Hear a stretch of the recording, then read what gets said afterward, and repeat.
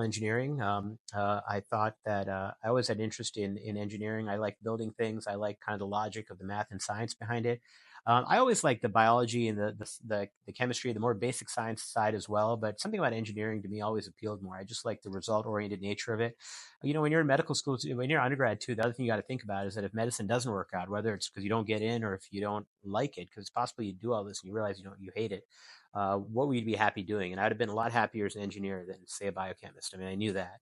And I figured that even if I didn't end up an engineer, I could have gone to law school. I could go into to business, do an MBA, things like that, which a lot of my classmates did. So engineering from a variety of perspectives seemed like the logical option to me.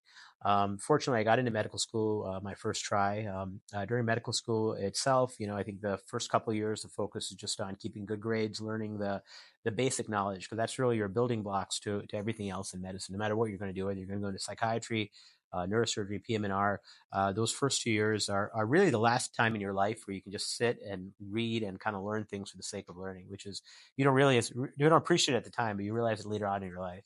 And then the third and fourth years are kind of exploratory phases where you kind of look at other specialties, see what you like, see what you don't like.